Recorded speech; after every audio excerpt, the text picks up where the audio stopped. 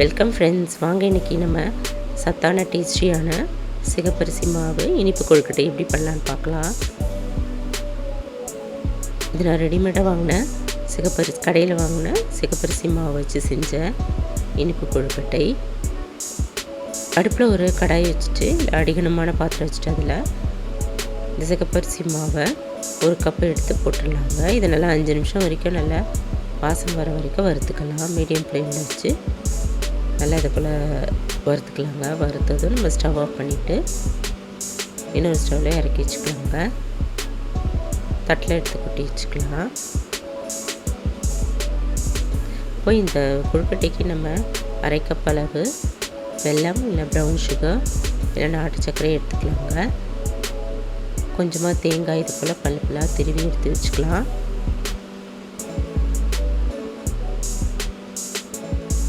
இப்போ அதே பேனை அடுப்பில் வச்சுட்டு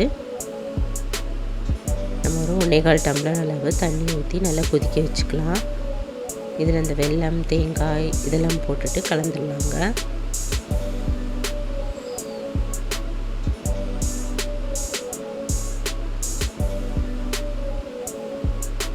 கூடவே ஒரு 1/4 டீஸ்பூன் அளவு ஏலக்காய் தூள், pinch of salt, sweet enhance பண்ணி கொடுக்கறதுக்காக இந்த சால்ட் ஆட் பண்ணுறோம். இதையும் போட்டுக்கலாம். லைட்டாக அப்படியே கொதி வந்ததும் மாவு போட்டு கிளறிக்கலாங்க. மாவை நம்ம இது போல் வெல்லம் தேங்காய் இருந்ததுன்னா டக்குன்னு இது போல் ஈவினிங் ஸ்நாக்ஸ் செஞ்சு கொடுத்துடலாம்.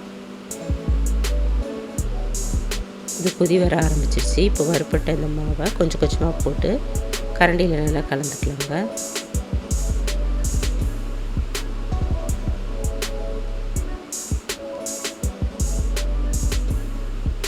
நல்லா கிளறிக்கலாம்.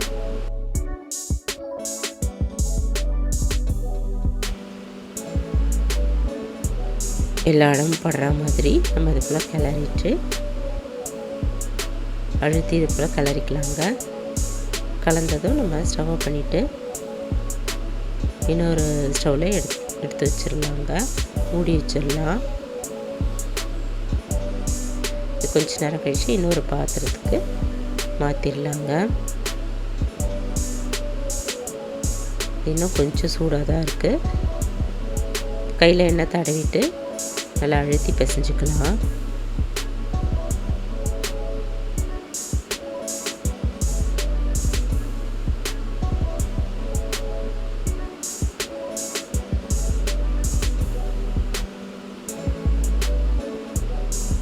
இப்போ நல்லா அழுத்தி பிசைஞ்ச இந்த மாவு நம்ம ஒரு சின்ன லெமன் சைஸ் அளவு உருண்டையாக எடுத்து உருட்டிக்கலாங்க. உருட்டிட்டு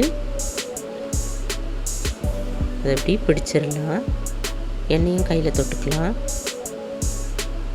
பிடி கொழுக்கட்டை மாதிரி பிடிச்சிட்டு ஒரு தட்டில் எடுத்து வச்சிடலாங்க. இது போல் எல்லா மாவையும் பிடிச்சி வச்சிடலாம்.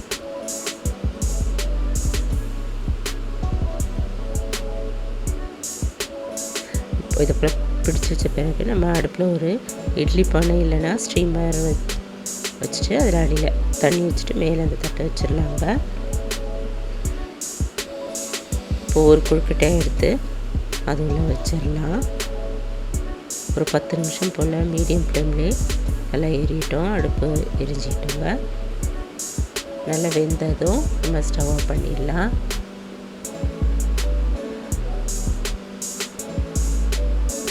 பத்து 12 நிமிஷம் கழித்து பார்க்கலாங்க. நல்ல சத்தான ஸ்வீட்டான சிகப்பரிசி இனிப்பு கொழுக்கட்டை தயாராகிடுச்சு. நீங்களும் இதை இனி செய்து பாருங்கள்.